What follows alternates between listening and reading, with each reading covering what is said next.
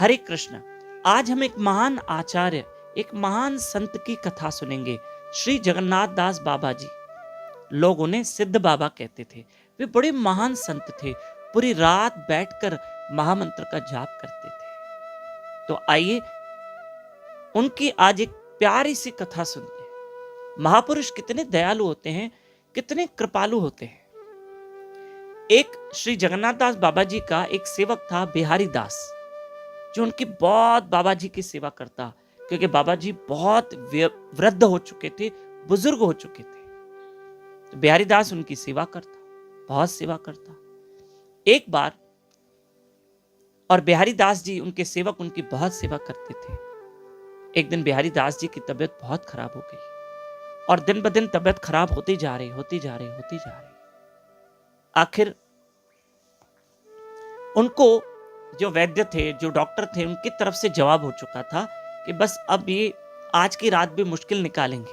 बिहारी दास जी जो है, जो बाबा जी के सेवक थे, कि ये बिहारी दास जी की इतनी तबीयत खराब हो चुकी है कि आज की रात भी मुश्किल निकालेंगे। तब बाबा जी ने सोचा, अच्छा ये तो बहुत अच्छा भजन करता है, बहुत अच्छी सेवा करता है, पर हम इसको जाने नहीं देंगे।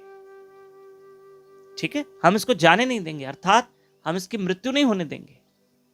और बिहारी दास जी सोए हैं, बहुत तेज बुखार है, शरीर दुर्बल हो चुका है। श्री जगन्नाथ दास बाबा जी उनके पास में बैठ गए। ठाकुर जी के चरणों में जो अर्पित तुलसी थी, वो बिहारी दास जी के मुख में डाल दी, और बाबा जी ने महामंत्र जपना शुरू कर दिया। हरे कृष्ण कृष्ण कृष्ण हरे हरे, हरे राम राम राम हरे हरे। आज हम इस सेवक को जाने नहीं देंगे, इनको अभी और सेवा करनी है। श्री जगन्नाथ दास बाबा जी को लोग सिद्ध बाबा कहते थे। और आधे घंटे के बाद उनका जाप चला, खूब नाम स्मरण किया, और फिर बिहारी दास को उठाया। उठो बिहारी दास, जाओ अपने कार्य में लगो, तुम्हें कुछ नहीं है, तुम ठीक हो गए हो। और सच में बिहारी दास उठे, सच में बिहारी दास उठे।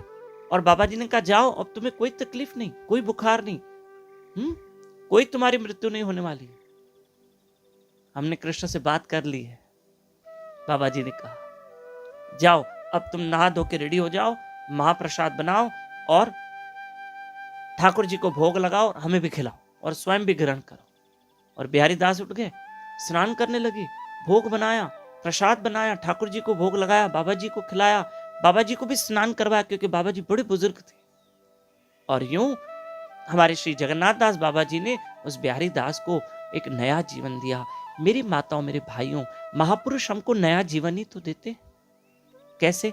देखो, पहले का क्या जीवन था हमारा, और महापुरुषों के संग में आके भक्ति कर करके अब हमारा जीवन कैसे हो गया है। हमारा जीवन बदल दिया, उन्होंने हमको नया जीवन दिया, संसारिक जीवन छुड़ा के हमको आध्यात्मिक भक्तिमय जीवन दिया। ठीक है प्रिय बंधुओं, तो महापुरुष हमको नया जीवन देते हैं। ये भक्ति जीवन हमारा नया जीवन है। जो पुराना जीवन था, जो पहले था, जो हम मटेरियल लाइफ में रहते थे, संसार में रहते थे, पहले हम जगत में रहते थे, अब जगदीश के पास रहते हैं। पहले हम संसार में रहते हैं, अब हम अपने सर्वेश्वर प्रभु की भजन करते हैं। ये उन महापुरुषों की कृपा है। ठीक है।